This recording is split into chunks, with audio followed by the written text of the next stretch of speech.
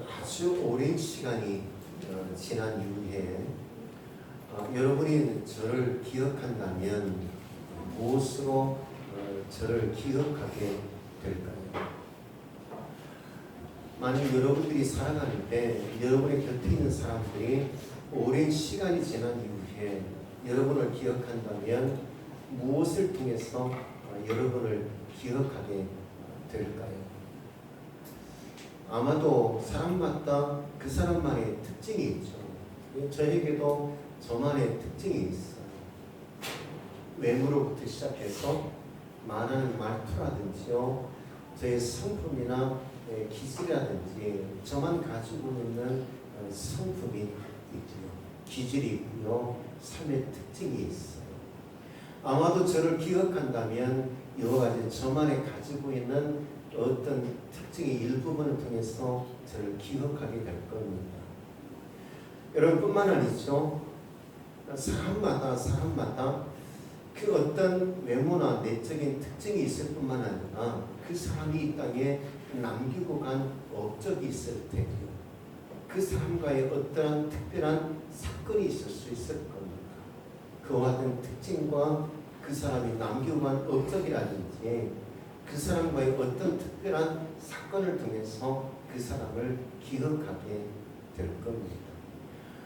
이와 같은 특징이나 사건이나 업적이 그 사람의 전부는 아닐 거예요.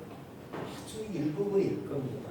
그러나 우리 인생의 모든 것을 가지고 그 사람을 기억하는 것은 아니거든요. 어떤 특별한 사건과 어떤 특별한 어떤 특징이라든지 업적의 일부분을 통해서 그 사람을 기억하게 될 겁니다. 오늘 본문 말씀을 보면 하나님께서 야곱을 추억하고 있어요. 하나님께서 야곱을 추억할 때 야곱의 무엇을 생각하며 야곱을 추억할까? 오늘 본문 말씀 보면 불과 세 가지에 불과하지만, 그러나 이 세 가지가 야곱의 전 인생을 다 가리켜서 하는 말은 아닐 거예요.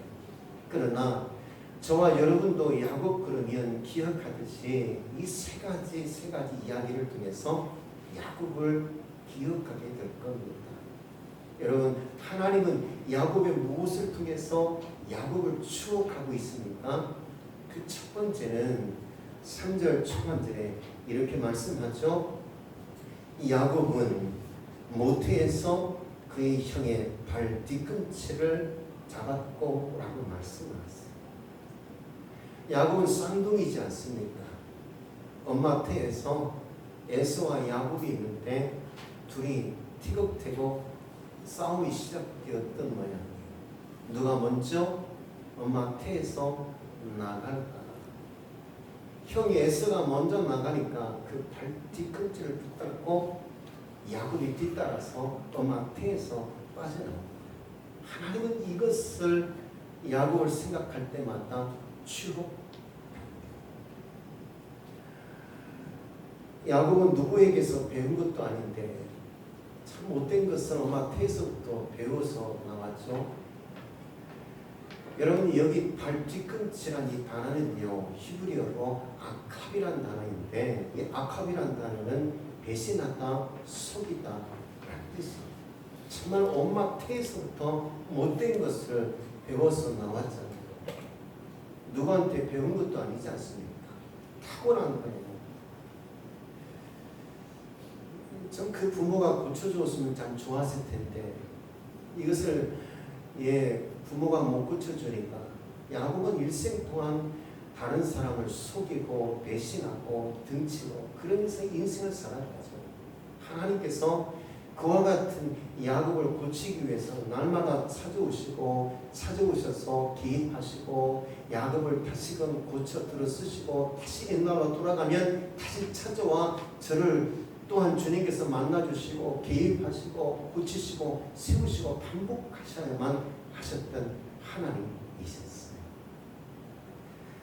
두 번째, 우리 하나님께서 야곱에게서 기억하는 것은 3절 중반절에서 4절 중반절까지인데요. 또 히브리어는 하나님과 겨루되 천사와 겨루어 이기고 울며 그에게 간구하였으며 라고 말씀하셨어요. 삼촌 라반의 집에서 엄청난 불을 얻어서 돌아오게 되었어요. 그런데 야곱 나루를 넘을 수 없는 겁니다. 모든 식설과 정들을 통해서 모든 자기의 재물을 앞세우고도 저는 야곱 나루를 넘지 못하는 겁니다. 왜냐하면 강 건너편 누가 있었어요? 에서가 있었어요. 젊은 장정들을 이끌고는 너를 투고분하고자 야곱 나루를 향해서 지금 에서가 찾아오고 있는 겁니다. 얼마나 그 마음이 두려웠을까? 그 마음이 얼마나 떨렸을까요? 에서를 만나야 되는 그 기쁨과 고향을 향한 저의 그리움을 생각하기보다는 저를 어떻게 만날까 마음의 두려움과 근심 속에 있을 때 하나님이 찾아오셨어요. 그리고 싸움을 거는 겁니다.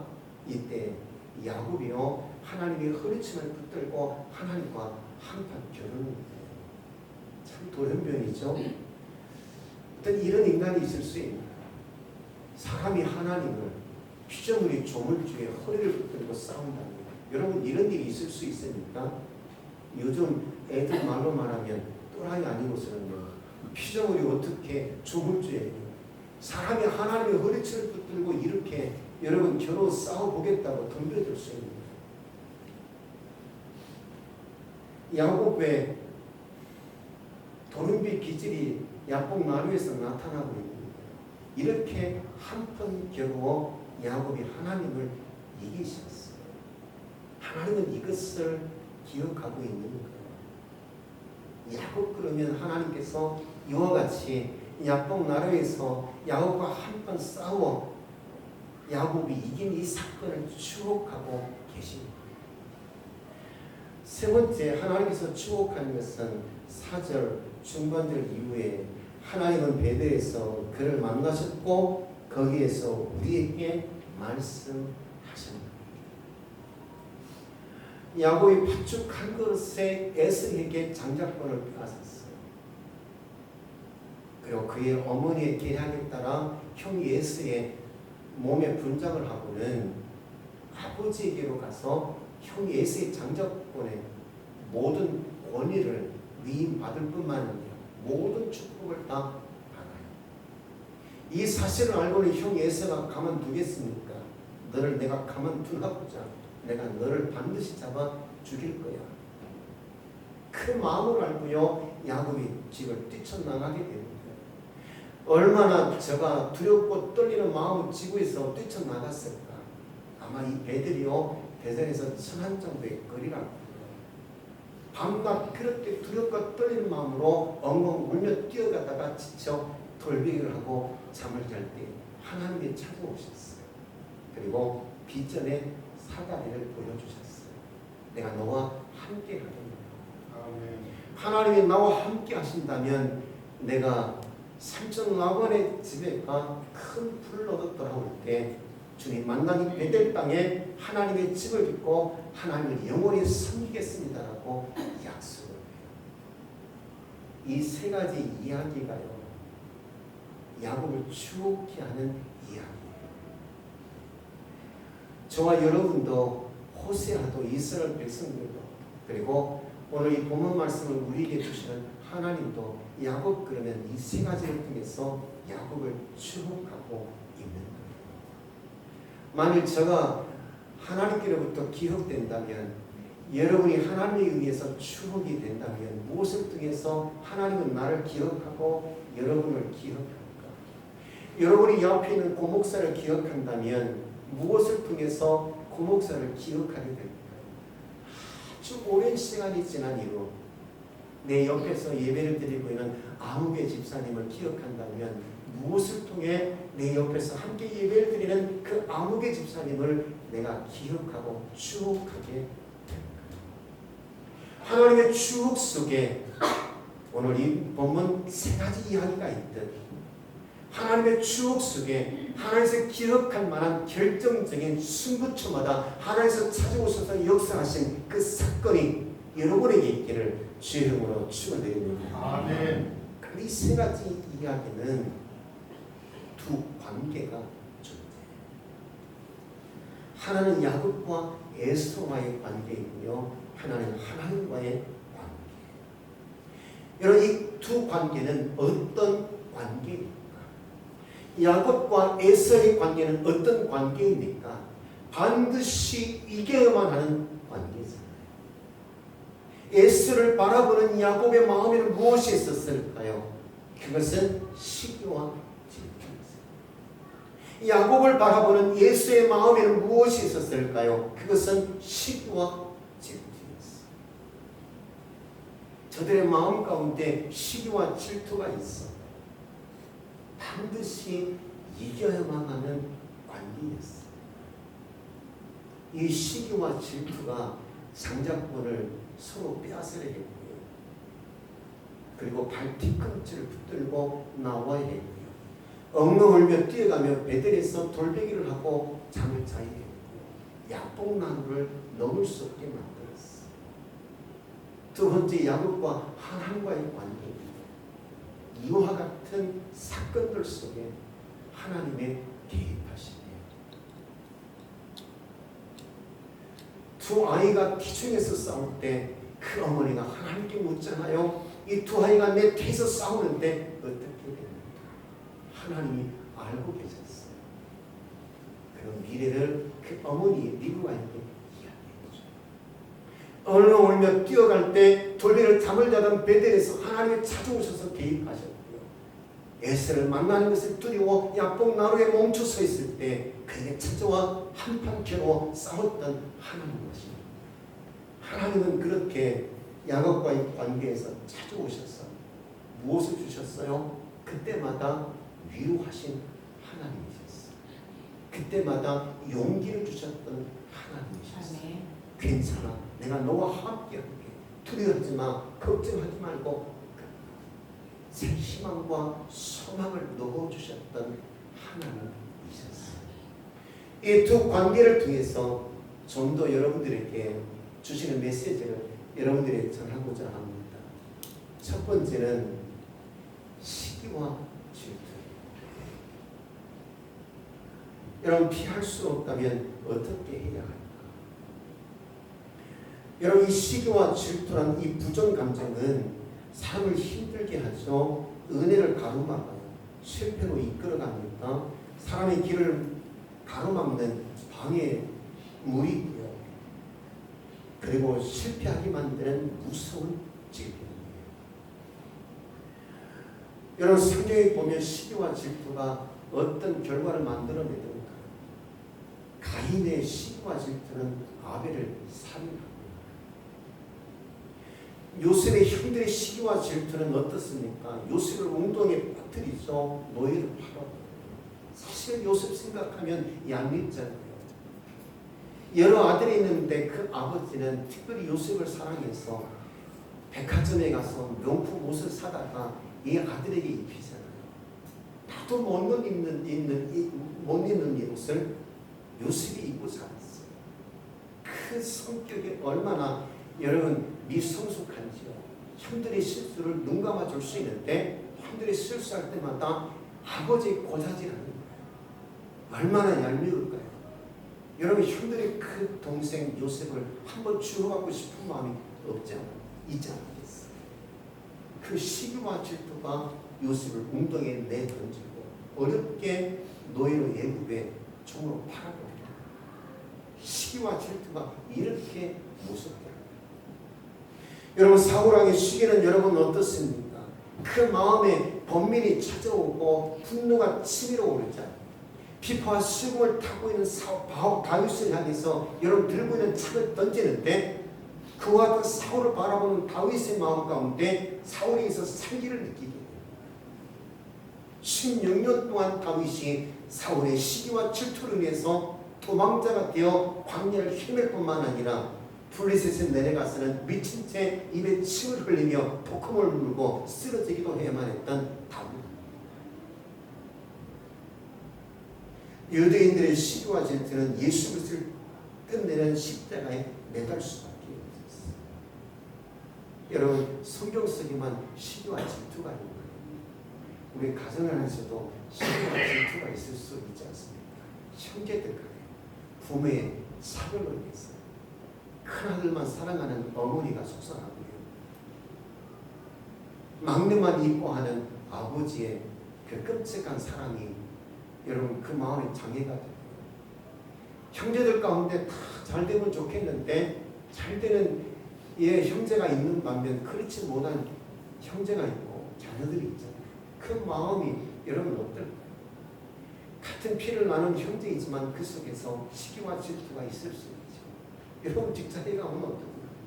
똑똑한 부하 직원이 들어오면 상사로서 얼마나 괴롭고 위협을 느낍니까?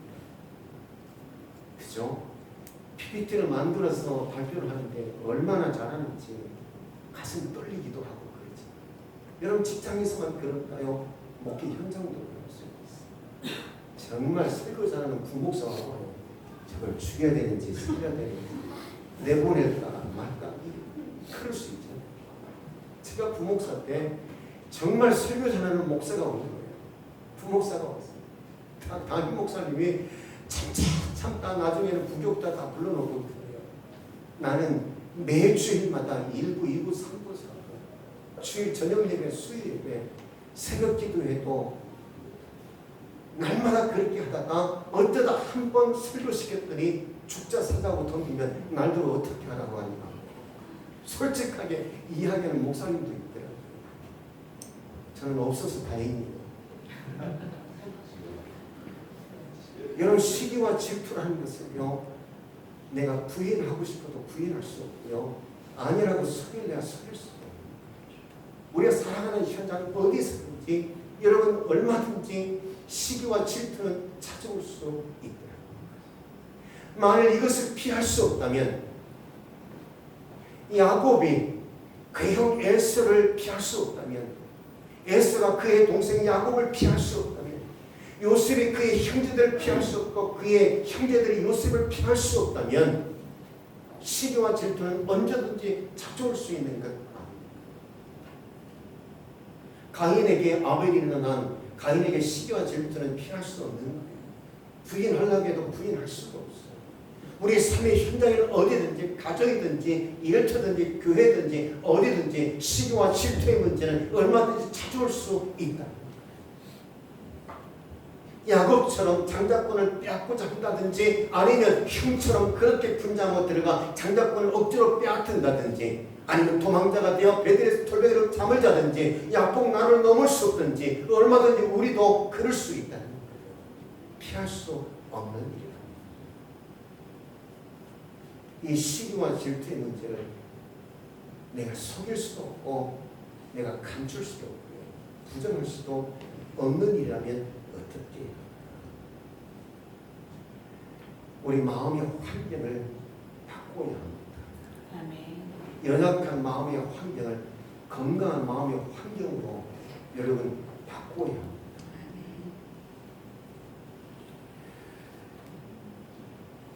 악령이 사울이 어디에 들어왔어요? 그의 마음에 들어왔어요. 시기와 질투는 어디에 쌓여요? 우리 마음에 쌓이게 되었어요. 에서에 대한 시기와 질투, 야곱에 대한 시기와 질투, 직장 동료에 대한 시기와 질투, 세상에 대한 시기와 질투 어디에 쌓이게 되었어요? 우리 마음에 쌓이게 되었어요. 우리 마음에 쌓이게 되면 사울에게 번뇌가 찾아오고 번민이 찾아오고 끝내는 분노가 치밀어오는 것처럼 요셉의 형제들의 마음에 번뇌와 번민이 생기다 나중에 분노가 치밀어 그의 형제 요셉을 웅덩이에 던지고 노예를 팔아버리는 거죠.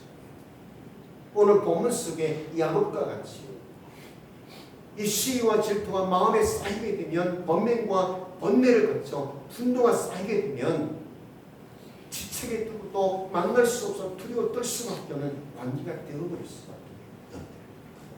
삶을 실패하게 만들고 생活을 가로막는 아주 무슨 방해 공작물이 바로 이와 같은 시기와 질투. 나로 내 인생을 실패하게 만들고 관계를 깨뜨리고 세상을 혼란스럽게 만드는 시기와 질투를 피할 수 없다면 여러분 우리의 마음의 환경으로 우리 마음의 체질을 바꾸는 수밖에 없어요. 연약한 내 마음의 환경을 건강한 마음의 환경으로 체질을 바꿔버릴 수밖에 없어요. 무엇을 통해서요? 하나님의 사랑을 통해서 내 마음에 하나님 사랑을 가득 채우고 그리고 내 안에 무엇을요? 하나님의 말씀을 가득 채울 때 내 속에 시기와 질투가 쌓이기 전 하나님의 사랑이 더욱더 많이 쌓이게 되고 하나님의 말씀이 쌓이게 되어 하나님의 사랑과 그 말씀이 그 시기와 질투를 이길 수 있고요. 쌓일 수 있는 공간을 만들어내지 않을 수 있는 겁니다. 그러므로 시기와 질투가 들어오지 못하도록 하나님의 사랑으로 싸우고 하나님의 말씀으로 싸우시고 하나님의 거룩한 손길을 바라보며 시기와 질투, 삶의 연약함이라는 환경을 이기시는 여러분이 되기를 주의 이름으로 축원드립니다. 오늘 말씀을 다 끝낸 건 아니지만 6절 말씀 보면 그러므로 주님이 이렇게 말씀하셨어요. 6절 같이 봅니다. 시작. 그런즉 너희 하나님께 돌아와서 인애와 정의를 지키며 항상 너희 하나님을 하나님께 돌아와서 인애를 쌓으래요. 다시 말하면 하나님의 사랑을 쌓을 것을 말씀하고 있고요. 정의 곧 공의요. 하나님의 말씀을 쌓을 것을 말씀하고 있어요. 어거스틴이 그런 이야기를 해요. 내가 들고 있는 막대기가 굽어 있는지 아니면 반듯한지를 알려고 하면 아주 고든 지팡이를 그 옆에 놔두고 보면 알 수 있다라고 그래요. 고든 지팡이를 그 옆에 놔두고 보면 내가 가지고 있는 지팡이가 굽어 있는지 곧게 되어 있는지를 알 수 있대요. 다시 말하면 하나님의 말씀이 내 인생의 고든 지팡이가 돼요. 하나님의 사랑이 내 인생의 고든 지팡이가 됩니다. 그 사랑과 그 말씀의 지팡이가 내 안에 있을 때 시기와 질투가 내 안에 쌓일 수가 없어요. 어떻게 해요? 건강한 체질로 우리 마음이 바뀌게 되어 있어요. 그러면 피할 수 없는 시기와 질투할 수밖에 없는 그 관계를 내가 이길 수 있고 슬기롭게 지혜롭게 넘길 수 있는 거예요. 그러므로 하나님의 사랑으로 채우십시오. 하나님의 말씀으로 채우십시오. 하나님의 지팡이가 여러분의 심령 속에 세워지기를 주님의 이름으로 축원드립니다. 그 지팡이가 시기를 이기고 질투를 이기고 삶의 연약함을 이기는 놀라운 능력이 되기를 주님의 이름으로 축원드립니다. 그 하나님의 지팡이가 무엇입니까? 주님의 십자가입니다. 십자가 여러분의 심령에 살아 있기를 원합니다. 그 십자가를 통해서 여러분의 삶을 거룩하고 건강하게 만드는 놀라운 역사가 있기를 주의 이름으로 축원드립니다. 그러므로 두 번째 관계는 하나님과 관계죠. 여러분 그분과의 관계를 어떻게 해야 할까? 그분과의 관계를 어떻게 해야 할까? 그분은 끊임없이 찾아오세요. 야곱에게 끊임없이 찾아오시는 하나님이십니다. 우리 인생에게도 끊임없이 찾아오시는 하나님. 아멘. 끊임없이 그렇게 찾아오셔서 무엇을 하세요? 간섭하세요. 우리 인생을 간섭하세요. 그분이 오셔서 우리 인생을 간섭하시며 때로는 고치시고 이렇게 세우시며 무엇을 하세요? 소태던 말씀을 드렸듯이 위로하시는 하나님, 용기를 주시는 하나님, 희망을 주시는 하나님, 다시 열정을 일으켜 세우신 하나님, 새 소망을 넣어주시는 하나님이십니다. 그렇게 찾아오셔서 우리 인생에 개입하기를 원하시는 그 하나님을 내가 무시하지 말고 그대로 받아들이고 인정하실 수 있는 여러분이 되기를 원합니다. 아멘. 그분이요 찾아오실 때 운명적 만남을 피기하지 말아요. 오늘의 이 시간 이곳에 찾아오신 하나님인데 그 하나님은 운명적 만남을 가져야 되는데 그 하나님과 운명적 만남을 갖는 것이 아니라 그 운명적 만남을 비껴가 버리는 사람도 존재할 수 있다는 거예요. 무시하지 말고 그대로 인정하고요. 받아들이시면 그분이 오셔서 나를 만드시고 나를 위로하시고 일으켜 세우시고 용기를 주시고 희망을 넣어주시는 하나님이 있어요. 그분의 손길을 느끼시는 여러분이 되기를 원합니다. 엘리야를 그렇게 어루만졌어요. 먹이셨어요. 일어나게 하셨어요. 달려가게 하셨어요. 그렇게 찾아오셨습니다. 베드로에게. 그리고 어루만지십니다. 이렇게 세우십니다. 용기를 주십니다. 희망을 주십니다. 그리고 소망을 주십니다. 그렇게 야곱에게 찾아오셨어요. 그리고 어루만지셨어요. 위로하십니다. 용기를 주십니다. 희망을 주십니다. 그분과 운명적 만남을 가집니다. 그분의 손길에 의해서 위로가 있고요. 그분의 손길을 통해서 용기를 얻고요. 그분의 손길을 통해서 희망을 얻는 여러분이 되실 줄로 믿습니다.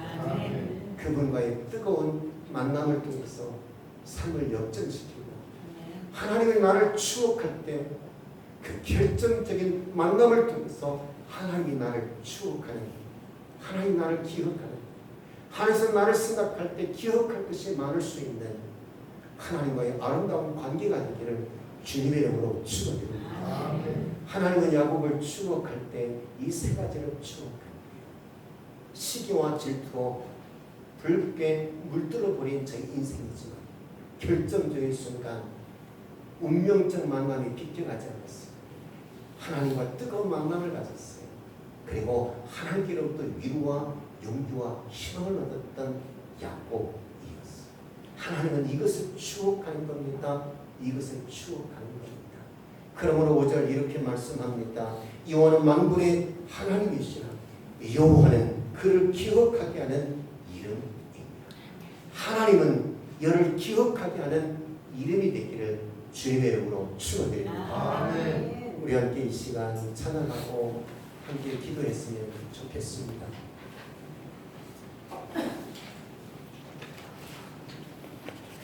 우리 연약함이 있습니다. 우리에게 시기와 질투 그리고 우리 안에 분노가 있고요. 삶을 포기하고 다 내려놓고 싶고 그만하고 싶은 인생의 여러 가지 연약함도 존재할 수 있습니다. 이 모든 것 다 주님께 내려놓고 하나님의 위로와 용기를 얻으실 수 있는 여러분들 되었으면 좋겠고요. 뿐만 아니라 여러분 안에 시기와 질투와 더 이상 쌓이지 않도록 하나님의 사랑으로 그 말씀의 지팡이로 여러분의 심령에 채우시고 성령의 기름 부으심을 통하여 성의 이끌림 받아 살아가기를 결단하는 시간 되었으면 좋겠습니다. 함께